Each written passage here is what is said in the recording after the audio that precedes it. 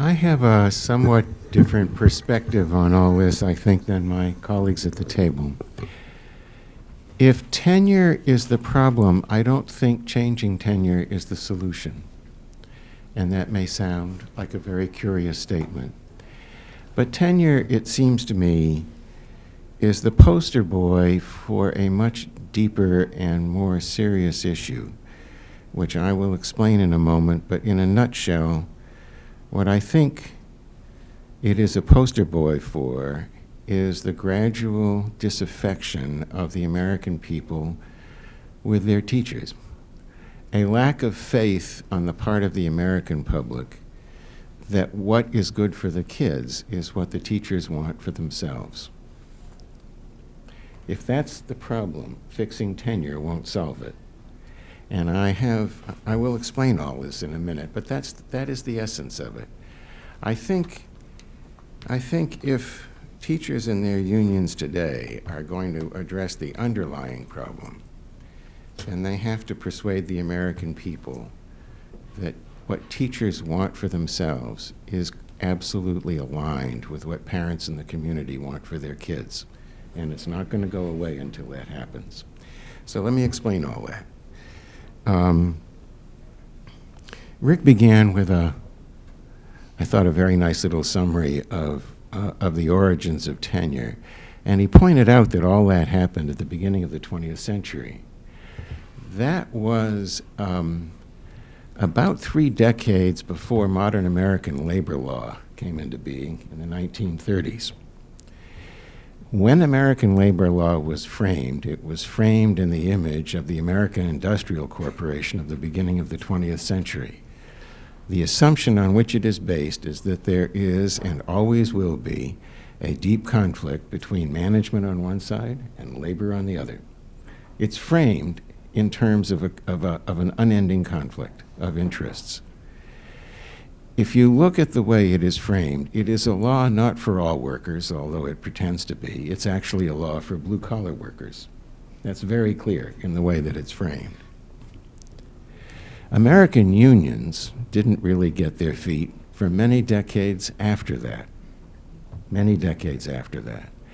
And there were many ways, I think, in which the unionization of teachers might have been framed. But it is an accident of history that the unions that developed allied themselves with the existing trade and craft unions. And when that happened, American school boards went out and hired labor lawyers to tell them what to do, because they hadn't the faintest idea what to do. It was all a new thing for them. The labor lawyers knew what to do because what they knew how to do was to lawyer in the framework of the 1930s Acts, right? Which were all about blue-collar workers and framed entirely in terms of this unending conflict between workers on the one hand and management on the other. To me, all of this is very fateful history. It could have been different, but it wasn't.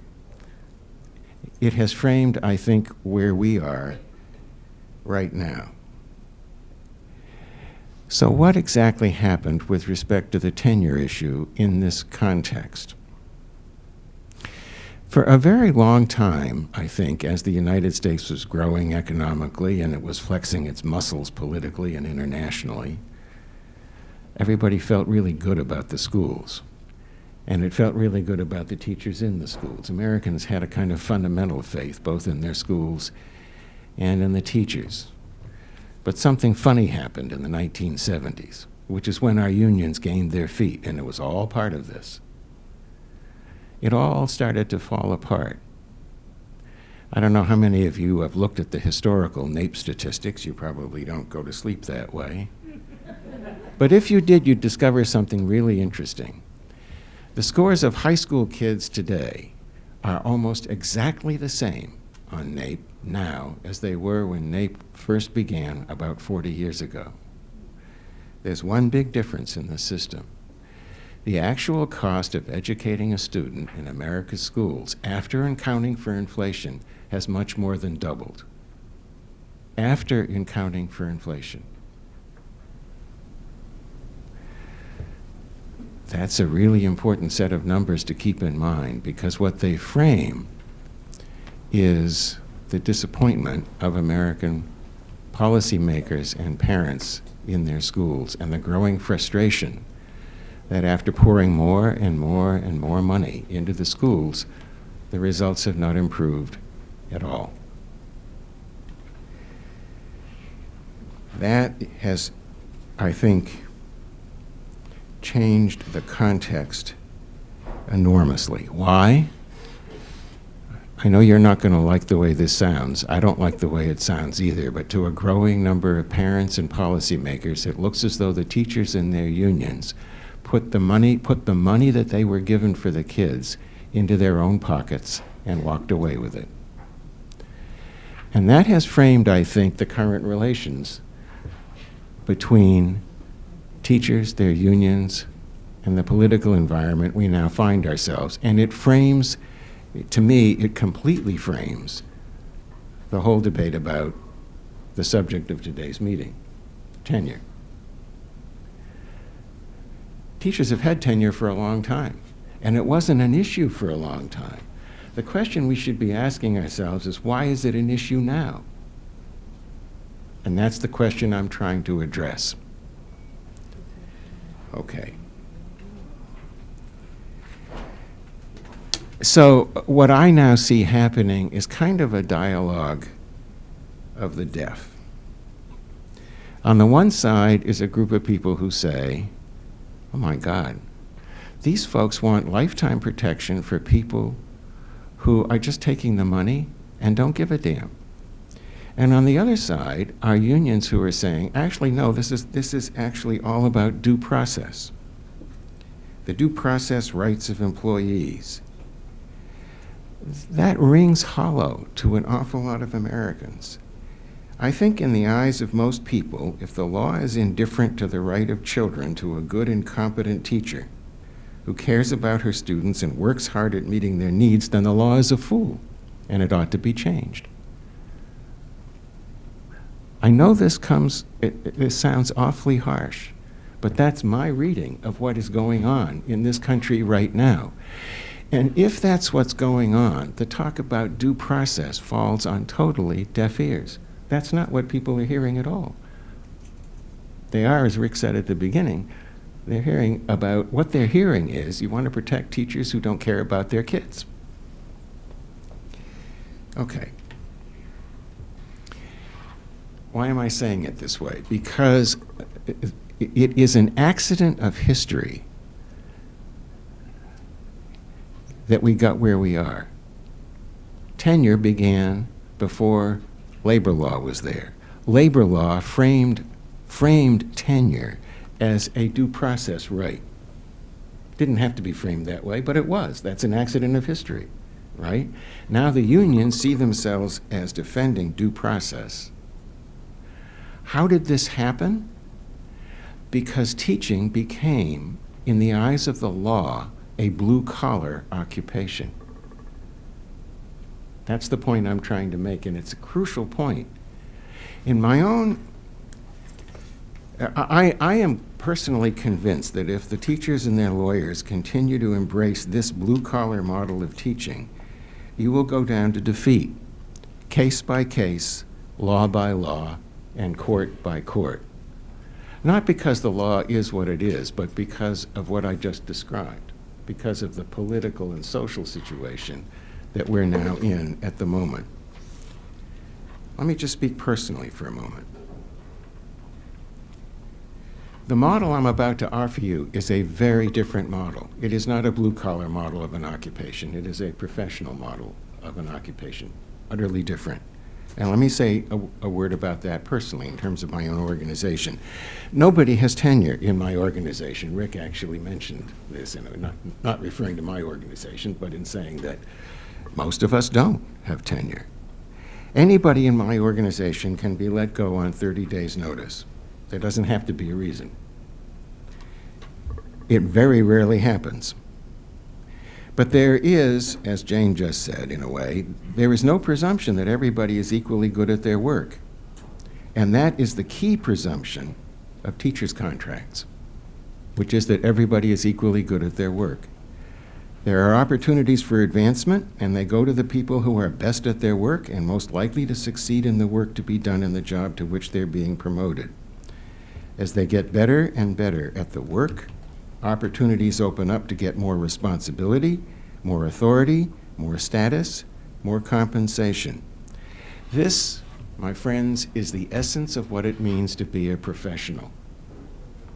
And it's not true of teachers. None of it is.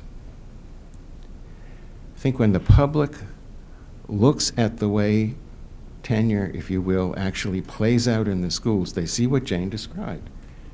They see a situation in which the researchers have shown us over and over and over again that there are enormous differences within the same school in the competence and ability of teachers, and they see that totally unrecognized by the way the school is organized and managed, and they're furious. They're furious. So, how would you break an impasse of this? By the way, the picture that I'm painting is not a picture of fault. I don't see anybody at fault. I just see history unwinding itself over a period of about 100 years. We are where we are because that's what the history has done. The question is what to do now. And I would, my view of this is pretty simple. If I were sitting where you are, I would give a great big bear hug to the kind of teacher career ladders that we see in Shanghai and Singapore. These are very aggressive career ladders. They've got about 4 major steps in them. Each of them have got about 4 steps within them. There's about 16 steps in the whole thing. They are very carefully conceived. They not only recognize what Jane was saying, they are built on the presumption that it's true, right? So that in those 2 places, they offer real careers to teachers. In the United States, the job you have at the end is the one you had when you signed up. It's not different. That's not true in Singapore and Shanghai. You start off as a novice. And by the way, it's just as Jane was describing it there. In those 2 places, you serve as a novice under the very close supervision of a master teacher. These are people who are 14 or 15 steps above you on the career ladder. They are damn good teachers. You don't get to go beyond novice if they don't say you are ready for it. Period. There's no presumption that if you do an okay job, you will be tenured, if you will. No way. You have to be really good, or you simply don't get any further. That's not because some central administrator said so. It's because a very good teacher in that school said so. You move up the career ladder in the first instance by showing that you're damn good at teaching. But as you move further up the career ladder, you have to show that you're very good at other things. You have to show that you are a very good leader of other teachers, because that's what your job is turning into. You have to show that you are damn good at mentoring teachers. In Shanghai, every single teacher, except the top master teachers, has a mentor. The message is, no matter how good you are at your job, you can always be better. Remember Jane's chart? It showed you that, this isn't a point that Jane was trying to make with it, but it makes a point that others have made.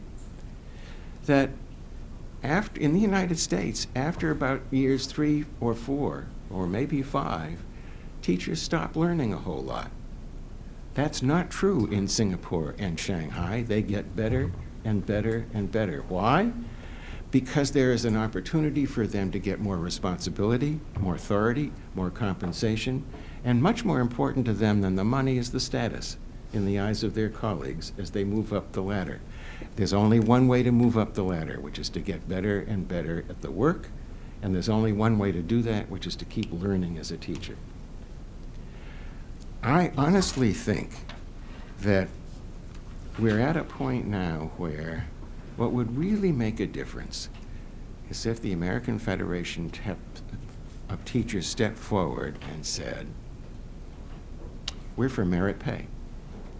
We're not for merit pay in the blue-collar context, which is what it has been all about in the United States. We are for the same kind of merit pay that you find in every single high-status profession, whether it's medicine, architecture, the law, you name it. In all of those occupations, there is a ladder, and you move up the ladder by showing that you're good at what you do. The better you are at what you do, the further you move up the ladder. It's a very different conception of what merit pay is. If you did that, what you would do is what I think is essential. And that is to say to the American parent, we are about what's good for your kids.